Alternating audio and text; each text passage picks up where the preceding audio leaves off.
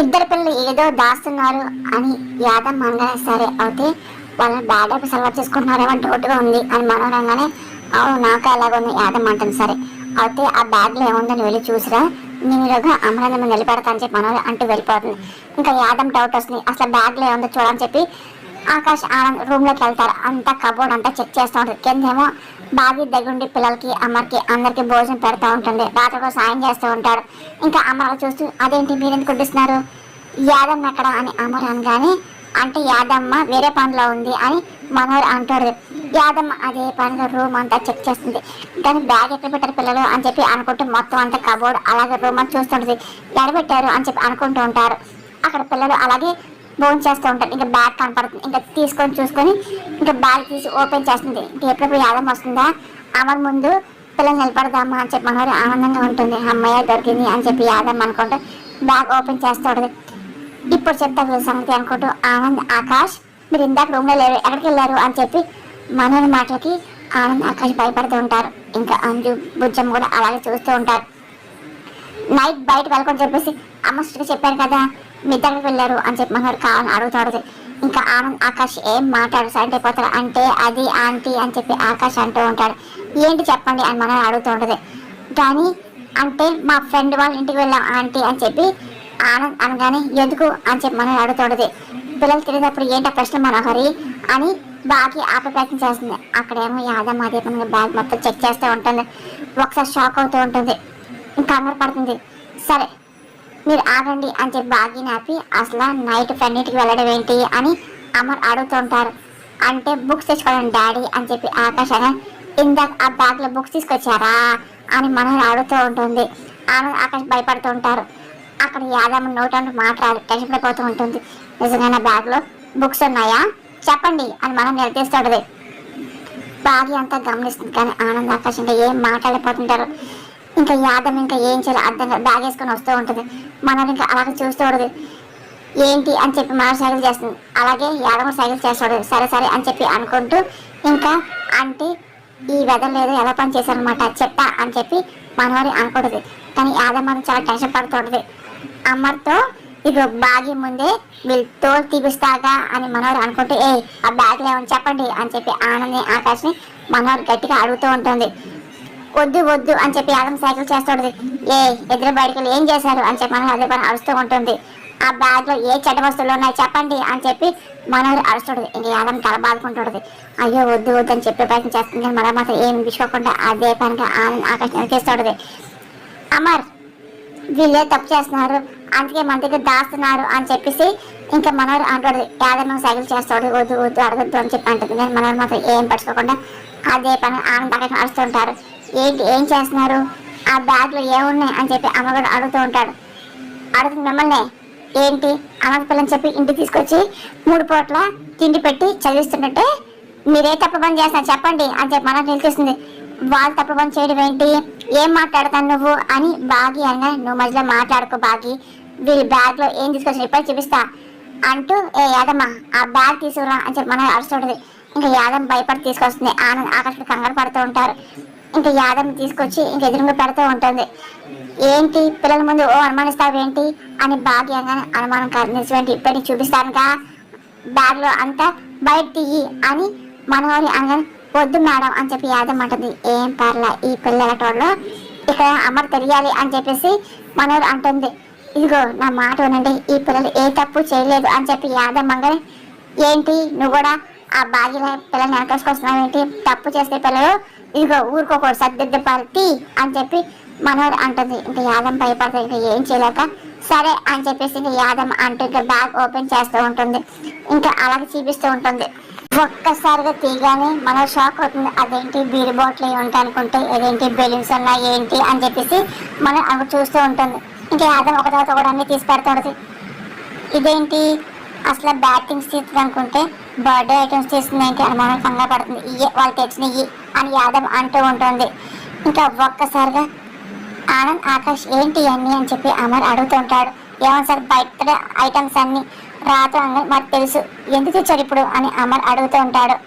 అంటే అయ్యో అయ్యో రేపు బుజ్జం బర్త్డే సార్ అని బాగి అంటుంది. ఒక్కసారిగా మాటలని రాతాడు అలాగే పిల్లలు సంతోషపడుతూ ఉంటారు. ఇంకా మళ్ళీ కంగారు పడుతూ ఉంటుంది. అవును కదా బుజ్జమ్మ, రేపు నీ బర్త్డే కదా, ఇప్పుడు నాకు గుర్తొచ్చింది అని చెప్పి అంజు అంటుంది. ఇంకా బాగా సంతోషపడిపోతూ ఉంటుంది. అంటే రేపు బుజ్జమ్మ బర్త్డే సెలబ్రేషన్ కోసం ఏదో తీసుకొచ్చారా అని చెప్పి రాతోడు, అవును బుజ్జమ్మకి సపోర్ట్ చేద్దాం అనుకున్నారు రాతోడు అని చెప్పి ఆనంద్ అంటూ ఉంటాడు.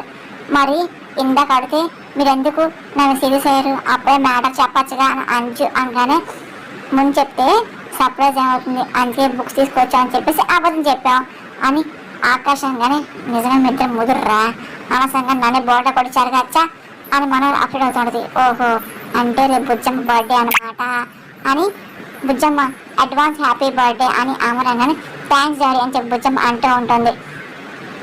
రేపు అందరిని పిలిచి బుజ్జమ్మ బర్త్డే గ్రాండ్గా చేసుకుందాం అని అమర్ అంటూ ఏమంటారు పిల్లలు అమర్ అడుగుతుంటారు. హే అని చెప్పి ఇంకా అందరూ హ్యాపీగా అరుస్తూ ఉంటారు. Thank you so much daddy అని బుజ్జం కానీ ఇదిగో రేపు బుజ్జం బర్త్డే కాబట్టి ధూమ్ ధామ్గా సెలబ్రేట్ చేయాల్సిందే అని రాత్రి అంటూ ఉంటాడు. సరే అని చెప్పి అమర్ అంటూ ఉంటాడు. ఇంకా మనం తమ్మ చేసుకుని కూర్చోడదు. ఇంకా చాలా అప్సెట్ అవుతూ ఉంటుంది. ఇంకా ఏం మాట్లాడి భోజనం చేస్తాడు.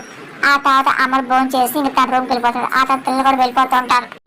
సరే మిస్ అమ్మ మనం బెలూన్స్ ఊది డెకరేషన్ చేద్దాం రా అని చెప్పి రాతాడు అంటూ ఆనందాక తెచ్చిన బర్త్డే ఐటమ్స్ అంతా పక్క తీసుకెళ్ళిపోతూ ఉంటారు. ఇంక మనకు చాలా కోపం వస్తుంది.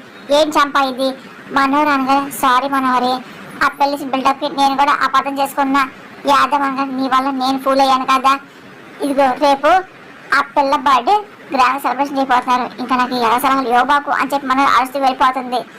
ఇంకా యాదవ్ ఇంకా ఏం మాట్లాడదు. ఆ తర్వాత బాగి రాతోడు కలిసి ఇంకా రూమ్ డెకరేట్ చేయడం సిద్ధమవుతూ ఉంటారు.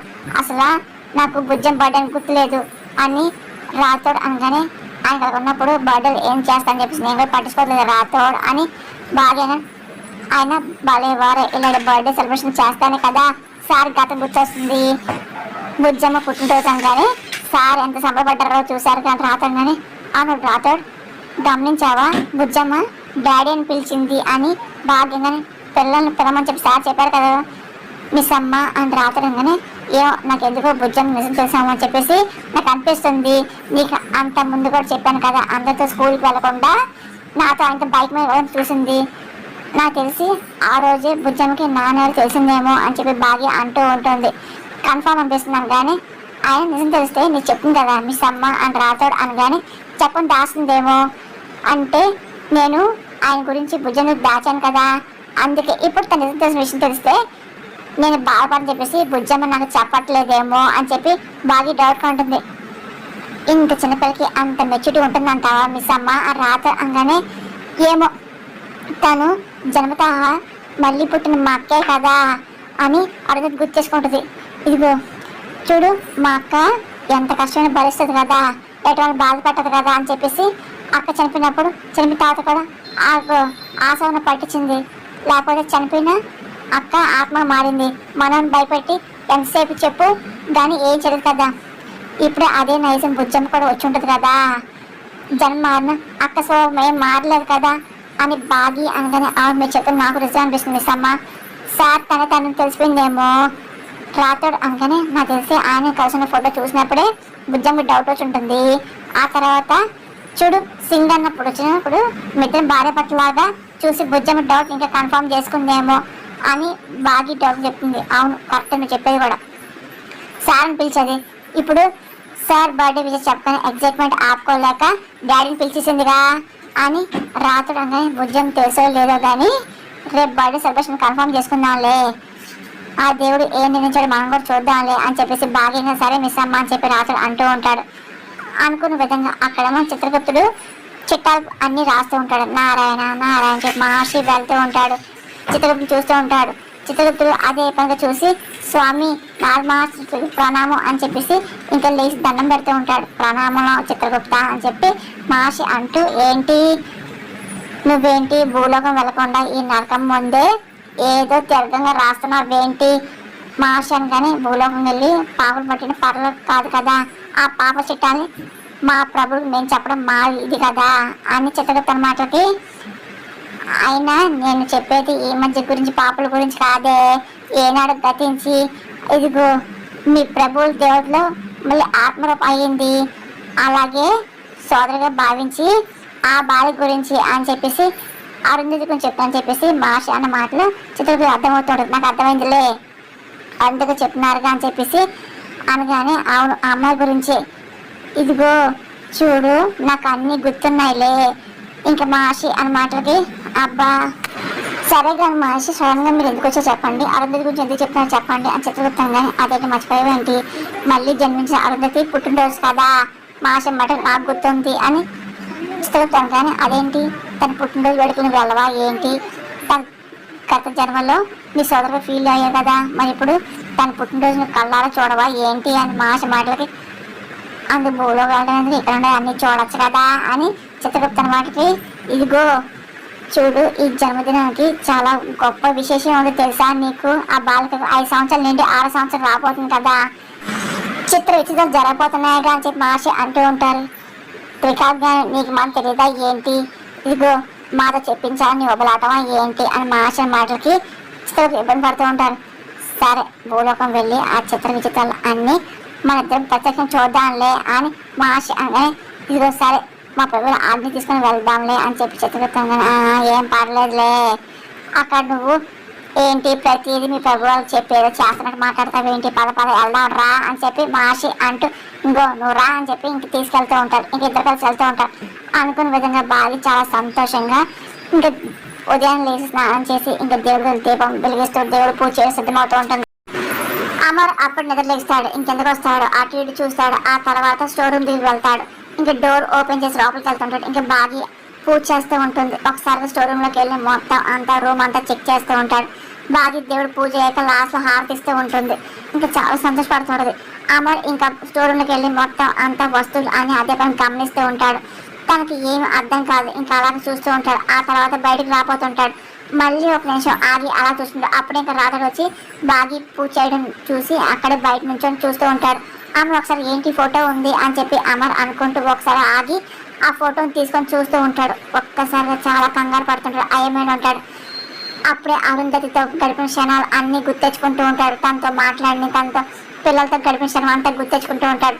కంగారు పడుతూ ఉంటాడు ఇంకా బాగా చాలా సంతోషం దేవుని హారతి ఇచ్చి ఇంకా రాత్రుడు కూడా హారతి తీసుకొని చెప్పి ఇస్తూ ఉంటుంది అమర్ ఇంకా అదే పనిగా అరుంధతి ఫోటో చూస్తూ ఉంటాడు ఇంకా చాలా ఇబ్బంది పడుతూ ఉంటాడు ఇంకా తలపట్టుకుని ఉంటాడు పదే అరుంధతి గడిపిన క్షణాలు గుర్తెచ్చుకుంటూ ఉంటాడు అలాగే పిల్లలతో ఉన్న మాటలు అలాగే అరుంధతి గురించి అంతా ఆలోచిస్తూ ఉంటాడు ఇంకా చాలా ఇబ్బంది పడుతుంటాడు తల ఒక్కసారిగా పట్టుకొని అదే పనిగా ఇబ్బంది పడిపోతూ ఉంటాడు ఇంకా తల నొప్పి వచ్చేస్తూ ఉంటుంది ఇంకా అప్పుడే ఇంకా బాగా ఏమో రాతోడితో మాట్లాడుతూ ఉంటుంది సార్ నిద్రలేసారు మిస్ అమ్మ అని రాతోడు అనగానే ఏమో ఇంకా లేచినట్లేదుగా అని చెప్పి బాగి అంటూ కిందకి రాలేదు అని చెప్పి బాగి అంటూ ఉంటుంది అప్పుడు అదేంటి స్టోడెంట్ తప్పు తీసిందేంటి మీరు తీసారా అని రాతోడు అనగానే లేదు నేను తీయలేదు ఇంత ఉదయాన్నే ఆ స్టోర్ రూమ్లోకి ఎవరు వెళ్తారు అని చెప్పి బాగి అంటూ కంగారు పడుతూ ఉంటుంది ఆగు అని చెప్పేసి హారతి ఇంకా దేవుడి గదిలో పెట్టేసి ఇంకా బయటకు వచ్చి స్టోర్ రూమ్లో అసలు ఎవరు ఓపెన్ చేసని చెప్పి వెళ్తూ ఉంటుంది కానీ అమర్ పదే ఇంకా అడుగుని గుర్తించుకుంటాడు ఆ తర్వాత బాగిని కూడా పెళ్లి చేసుకోవడం అంతా గుర్తించుకుంటాడు ఇంకా తల పెట్టుకొని చాలా ఇబ్బంది పడిపోతూ ఉంటాడు చాలా టెన్షన్ పడుతూ ఉంటాడు ఇలా వెళ్దాం అని చెప్పేసి బాగి రాతడు వెళ్ళి ఇంకా చూస్తూ ఉంటాడు అక్కడ అమర్ ఉంటాడు అమర్ ఉండడం చూసి బాగి రాతడు కంగారు పడుతుంటారు సార్ అని చెప్పి రాతడు ఏమండి అని చెప్పి బాగా కంగారు పడుతూ ఉంటారు సార్ అని చెప్పి అంటూ ఉంటారు ఒక్కసారిగా ఇంకా అమర్ చేతిలో ఉన్న ఫోటోని తీసుకొని బాగి చూస్తుంది అయ్యో పడిపోతే గట్టిగా పట్టుకో అని చెప్పేసి బాగి అంటూ ఉంటుంది మీ రూమ్ అక్కడ మీరు ఇక్కడ వచ్చేస్తారు అని చెప్పి రాతోడు కబుక్కున సోతేపిన అవన్నీ గట్టిగా పట్టుకుంటూ ఉంటాడు ఇంకా బాగి అసలు ఈ రూమ్లోకి ఎదుగు వచ్చారు అని చెప్పి ఇంకా కంగారు పడుతూ ఒకసారి చేతిలో ఉన్న ఫోటో తీసుకొని చూస్తుంది ఇదేంటి అక్క ఫోటో ఉంది అని చెప్పి బాగి కంగారు పడుతూ ఉంటుంది అంటే అక్క ఫోటో చూసి అంటే సోత పడ్డారంటే అంటే ఆయన గతం గుర్తొచ్చింది రాతోడు అని చెప్పి బాగా కంగారు పడుతుంది అలాగే ఉంది చూస్తుంటే అని చెప్పి రాతోడు కూడా కంగారు పడుతూ ఉంటాడు